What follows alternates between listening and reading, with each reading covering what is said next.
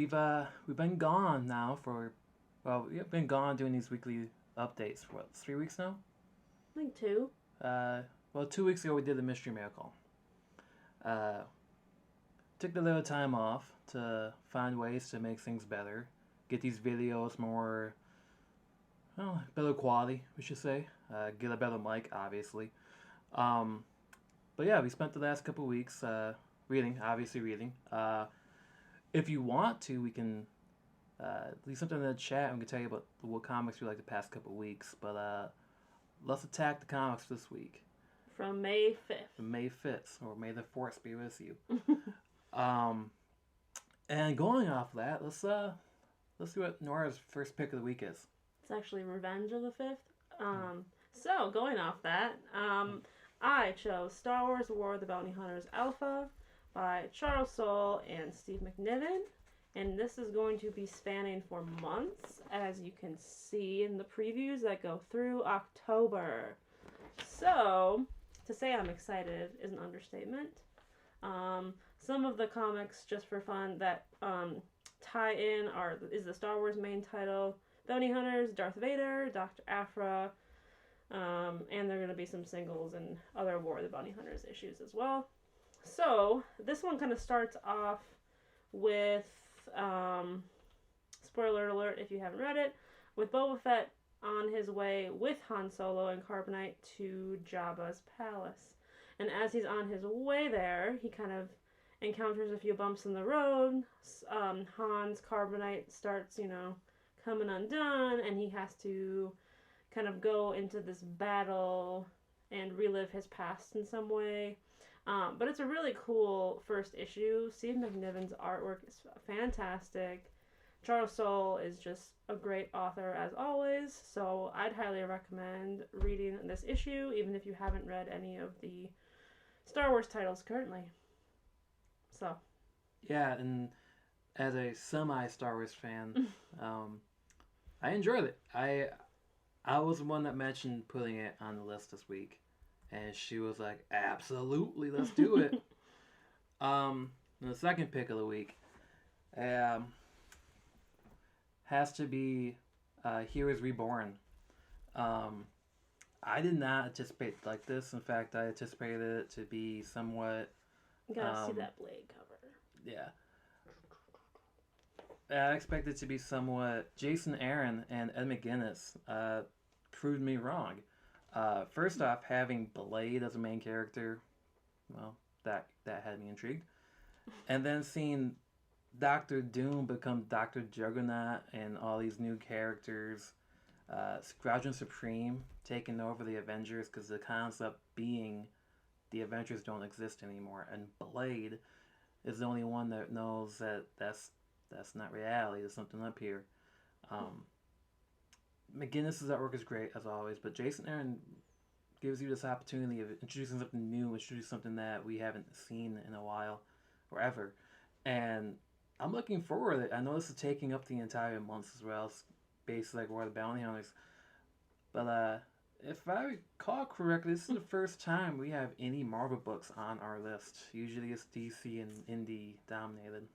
This is true.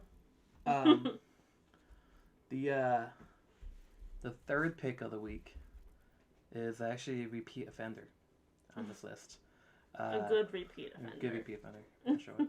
Yes, Noctera number 3. Yeah, basically all I want to say is Blacktop Bill. And I think that's what makes it so good, but I also think that Tony Daniels' artwork through this book too. Absolutely. Having this semi-truck providing the action scenes, and you never thought it would really work, but it works so well. If I could make a comparison to this, I would say it's a love child between Speed and Undiscovered Country. Yes, another great title if you haven't been reading it. The villain, Blacktop Bill, is so prominent that you kind of forget the main character's name, but she's also kind of a badass too. I recommend the whole book so far, the whole series so far. Val. Her name is Val. So, main character's name is Val. Kind of like if you watched Winter Soldier and Falcon Winter Soldier recently. Um, but yeah, this book you discover the origin of kind of what stuff's happening, uh, Blacktop Bill's why he's doing what he's doing right now, and also at the end of the book there's a sneak preview to Cain and Abel, which kind of intrigued to read, and it looks very unique. Absolutely. All right. Next up is shocker, another Image book. The Good Asian #1. And I really hope I don't butcher the names here. Let me get to it. Writer Pornzak Pikashot and artist Alexandre Tefenki, and colorist Lee Luffridge. Yeah, and there's so much I think in this first issue. It was Good Asian. It really captures that noir feel you see back in the early films. In fact, my favorite noir film is actually Chinatown, which is kind of fitting because Pornsak did say that this is a Chinatown noir. And I think one of the best things about this book is that it attacks the racial discrimination that happened. How there's one point in this book that he's a detective. The main character is a detective, and he's watching this Asian family, basically being abused by police officers, and he can't do anything about it. And eventually, throughout the book, you kind of see like he's getting to that point where he has to do something because, despite him having a job and being the very first Asian officer, he's also struggling. We're definitely ready to get more. Continue reading. It's a very good story. I do feel that, despite this being on our list, I do feel like it's one of those books that probably better collected. Yeah, there's actually a quote on the back that says, by Rob Thomas, that I just noticed, that basically Pornsak tells the gripping story of a detective who knows he'll have to lose a few battles if he's going to win a war. So I also feel like this would be something that would be a very good HBO series or even like a movie. This first issue's already kind of shown that. Mm-hmm. Talking about a book that's ready for adaptation for any type of TV show or movie, it's also a pick of the week too. It's from Boom Studios and it's called Eve. So Victor Lavelle's Eve. I also have on our shelf his Destroyer trade that I still have to read. So, and it's illustrated by Joe Mi Young. First off, the main character, Eve.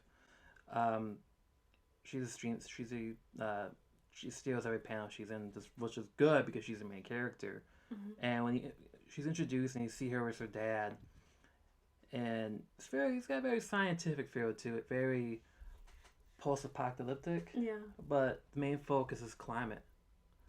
And climate change.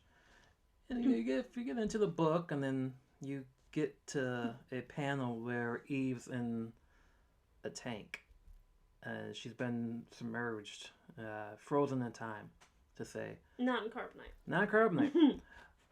And then she wakes up to find Rexler. Teddy bear. A android teddy bear. From her childhood. From a childhood that is now teaching her the ways, and when they quickly realize, like, yeah, this is the future, and it's not a dream. It's not a dream. Also, you may be the only one alive. No pressure. No pressure. It's a great book. Highly recommend it. One of the best things about it is the dialogue between Eve and Rexler. I found myself laughing at moments. There's one moment where she's rediscovering her taste buds, and like you can feel it yourself. Like, oh yeah, if I didn't eat that long, I probably realized like, yeah, this tastes good. But yeah, I wouldn't be surprised if next month this makes our weekly comics again. Oh yeah. For the exchange, I forgot to mention this, but for the exchange, we're about to hit 200 members. Last time we filmed, we were talking about 150. So it's kind of crazy to think that within the last 2 to 3 weeks, we've gained 50 more members. We're grateful. We're very thankful. And we hope to see you guys around. We hope to see you at conventions. We hope to even do videos with you guys because that's what the plan is. The plan is to make content and create with you guys and not just buy and sell and trade, but to make content. You don't just want to, see us all the time. You don't want to see these jelly rolls all the time. But once again, hit that like button, leave a comment, and subscribe. Thank you. Thanks for watching.